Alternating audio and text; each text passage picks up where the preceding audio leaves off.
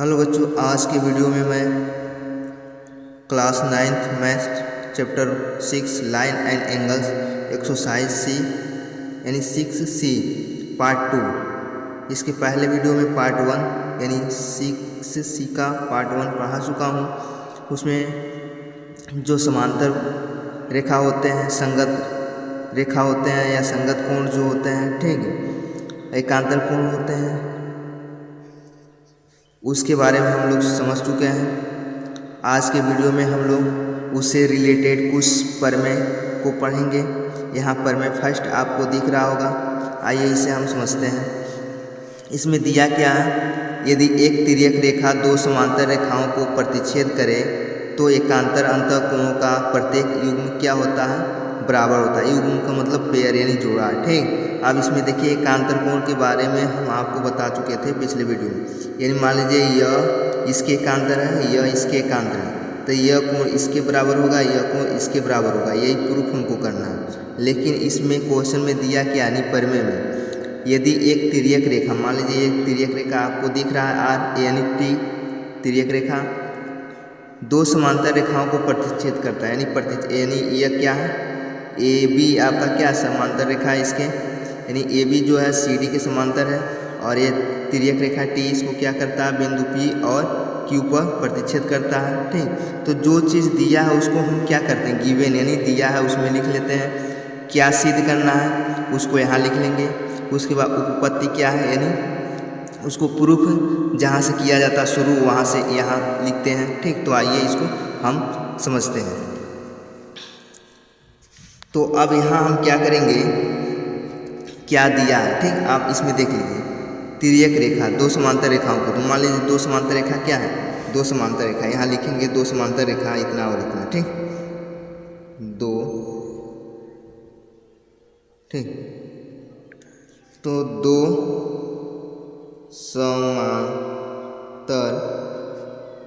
रेखाएं A B व C D हैं। एक तिर्यक रेखा, एक तिर्यक रेखा टी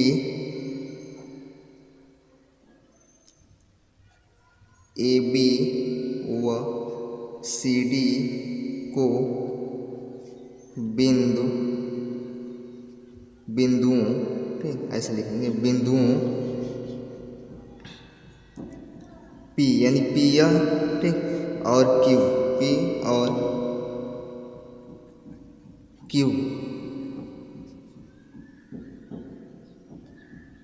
को इस प्रकार काटती हैं या प्रतिच्छेद करती हैं, ठीक, काटती हैं कि, ठीक। ऐसे हम क्या करेंगे, लिख लेंगे, दिया है उसमें लिख रहे हैं, यानी ये जो चीज़ दिया है इसमें, ठीक, काटती है कि, यानी अब देखिए यह क्या है, यह काटती है, तो यह और यह एकांतर कोण बन रहा है, उसी को हम लिख रहे हैं। काटती है कि, यहाँ लिखेंगे एंगल ए फिर कामा एंगल 6 तथा एंगल 3 कामा एंगल 5 एकांतर कोण बनती हैं, एकांतर कोण बनती है, ठीक। तो ये चीज़ है, और प्रूफ क्या करना हमको, यानी यह क्या होगा, बराबर होगा, ठीक, यानी यह इसके बराबर होगा, यह इसके बराबर होगा। यहाँ लिख लेते हैं एंगल 3 इक्वल टू एंगल 5 तथा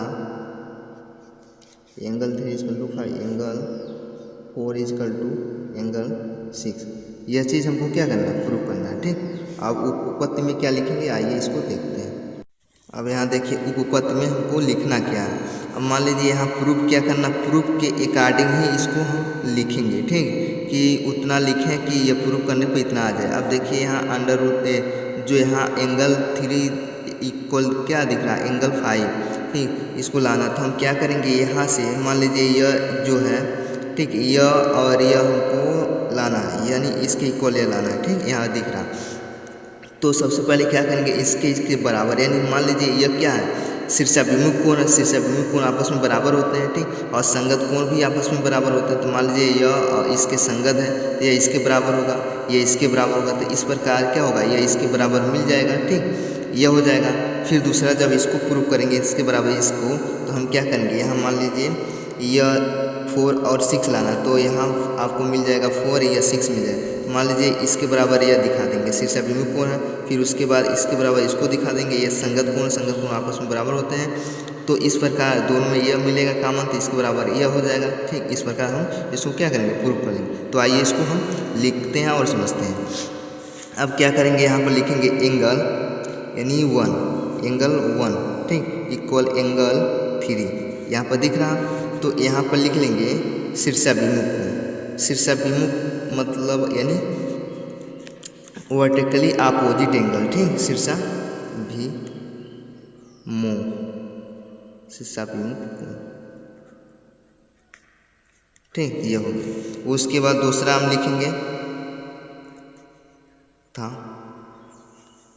दूसरा में, यानी यह एंगल 1 इक्वल क्या होगा, एंगल 5। क्यों, क्योंकि यह इसके संगत है, संगत एंगल बराबर होते हैं। ठीक, और ऐसे सभी। तो यहाँ हम क्या करेंगे, यहाँ लिख लेंगे संगत कोण, रीजन में लिख लेंगे। ठीक, इससे यह पता हो जाएगा कि यह जो हमारा है, ठीक, यही रीजन है, इसलिए यह बराबर है। ठीक, तो अब क्या करेंगे, इसको इक्वेशन फर्स्ट मान लेते हैं और इसको इक्वेशन सेकेंड मान लेते हैं। यहाँ लिखेंगे समीकरण 1 व 2 से।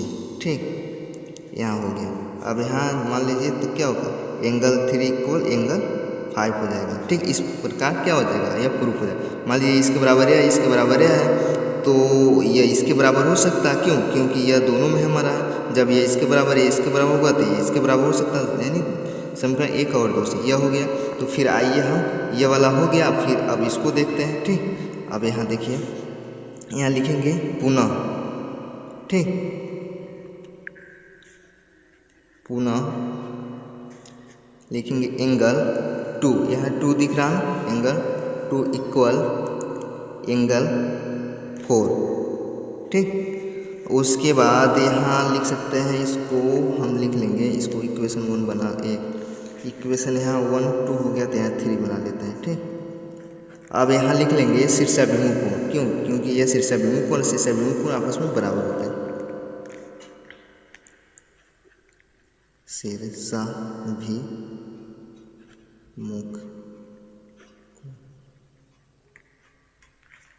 ठीक, इस प्रकार। फिर तथा अब एंगल 2 इक्वल क्या होगा, अब यहाँ देखिए एंगल 2 इक्वल एंगल 6। क्यों, क्योंकि यह क्या है, संगत कोण है, और संगत कोण क्या होते हैं, आपस में बराबर होते हैं। तो यहाँ लिख लेंगे चूँकि संगत। यह रीजन लिखने से यह फायदा होता है कि अगला जो व्यक्ति है वह समझ जाएगा, ज़्यादा उसको समझाना नहीं पड़ेगा। लेकिन यदि आप शीर्षाभिमुख कोण, संगत कोण के बारे में पहले से जानते हैं, तो यह आपके लिए एक हलवे की तरह है। ठीक, इसमें कोई प्रॉब्लम नहीं होगा आपको। ठीक, समझ में। और इसी से रिलेटेड जितना भी क्वेश्चन हमारा एक्सरसाइज इसमें लगेगा, ठीक, इसी से रिलेटेड होगा। ठीक, और उसको हम बहुत ही आसान तरीके से लगा सकेंगे। तो आइए इसको फिर देखते हैं कि अब यहाँ दिया है ना इतना, फिर इतना, तो हम क्या करेंगे, इसमें ये भी है, इसमें ये भी है, तो इसके बराबर यह हो सकता है, इसके बराबर यह हो सकता है, तो इसके बराबर ये भी हो सकता है। तो यहाँ लिख सकते हैं कि इक्वेशन इतना 3rd व 4th, ठीक से। अब इतना हम क्या करेंगे, लिख लेंगे, यानी एंगल 4 इक्वल एंगल 6। क्यों, क्योंकि जब इसके बराबर या इसके बराबर या, तो इसके बराबर यह हो जाएगा। क्यों, दोनों में यह कॉमन है। अब इस प्रकार हो गया हमारा। ठीक, तो इस प्रकार दोनों प्रूफ हो गए ना, यानी प्रूफ इसके इक्वल इसका और इसके इक्वल इसको करना था, तो वो भी हमारा आ गया। अब यहाँ पर लिख सकते हैं, आता एंगल यहाँ दिख रहा ना 3 इक्वल एंगल 5 तथा एंगल 4 इक्वल एंगल 6। ठीक, यहाँ लिख लेंगे प्रूफ। यानी जो प्रूफ हमको करना था वो हो गया। ठीक, तो बहुत ही आसान क्वेश्चन रहा। ठीक, फिर हम दूसरा प्रमेय देखते हैं। प्रमेय सेकेंड, यदि एक तिर्यक रेखा दो रेखाओं को इस प्रकार प्रतिच्छेद करे कि एकांतर अंतःकोणों का एक युग्म बराबर हो तो दोनों रेखाएं परस्पर क्या होती हैं, समांतर होती हैं। ठीक, पिछले मतलब प्रमेय 1 में हम बताए हैं कि जो हमारा दो समांतर रेखाएं एक तिर्यक रेखा इस प्रकार उसको काटती है, प्रतिच्छेद करती है कि एकांतर अंतःकोण बराबर होते हैं, यह प्रूव करना था। लेकिन इसमें अंतर एकांतर कोण जो है इसमें दे दिया है बराबर है, और प्रूव क्या करना है कि जो रेखाएं वो समांतर होंगी। ये रेखाएं क्या होगा, यानी ए बी जो है सी डी के समांतर होगी, और ये तिर्यक रेखा टी जो है इस प्रकार इसको प्रतिच्छेद करती है, यानी बिंदु पी और क्यू को प्रतिच्छेद करती है। ठीक, यह चीज़ है। तो इसमें सबसे पहले हम क्या करेंगे, जो चीज़ दिया है उसको यहाँ नोट कर लेंगे, दिया है। फिर सिद्ध जो करना है उसको यहाँ नोट कर लेंगे। अब जो हमारा उपपत्ति उसमें लिखेंगे। उपपत्ति का मतलब यानी जो प्रूफ हमको, यानी जो चीज़ लाना जहाँ से हमको शुरू करना है, यानी प्रूफ होता ही है। तो अब यहाँ देखते हैं, अब इसमें दिया है, में लिखेंगे जो चीज़ यहाँ पर दिया है, यानी एक तिर्यक रेखा। ठीक, यानी यहाँ लिख लेते हैं एक तिर्यक रेखा, एक तिर्यक रेखा टी, यानी यहाँ टी दिख रहा है, एक तिर्यक रेखा टी दो रेखाओं का मतलब ए बी और सी डी। ठीक, दो रेखाओं ए बी व सी डी को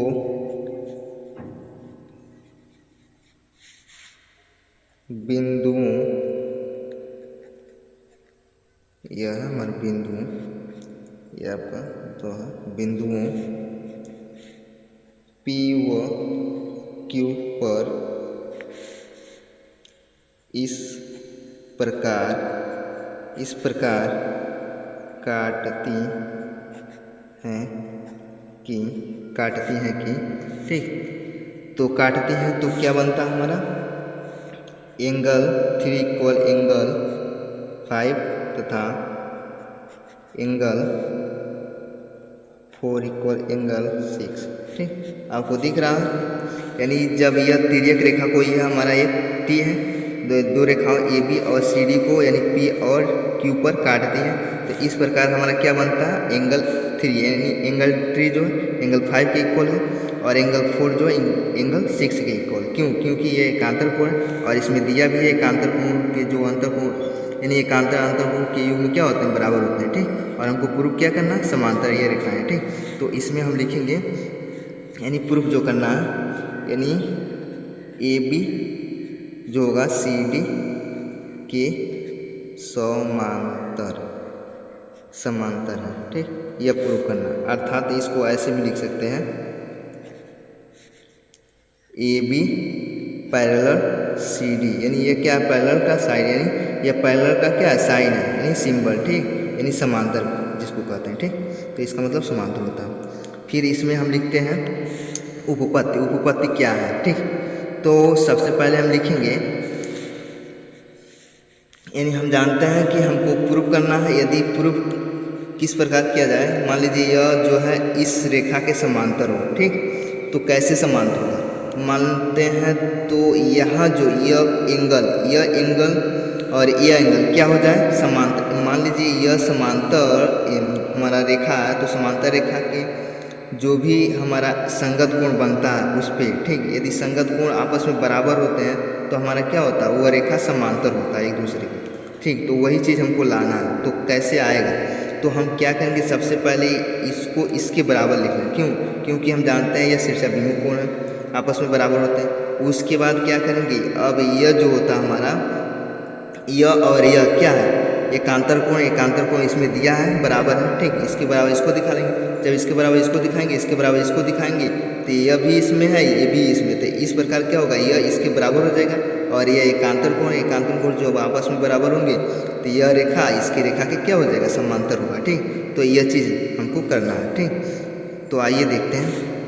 अब इसमें लिखेंगे एंगल, यहाँ जो है 1 इक्वल एंगल, यहाँ लिखेंगे 3, ये हमारा 3 है, ठीक 3। और यहाँ लिख लेंगे शीर्षाभिमुख कोण,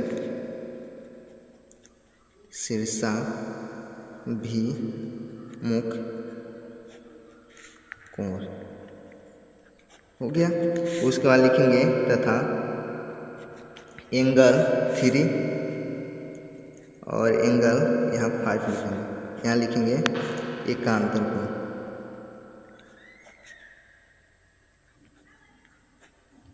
एकांतर कोण, ठीक। और इसको इक्वेशन फर्स्ट कर लेते हैं और इसको इक्वेशन सेकेंड कर लेते हैं, ठीक, इस प्रकार। अब उसके बाद हम लिखेंगे समीकरण 1 व 2 से, ठीक।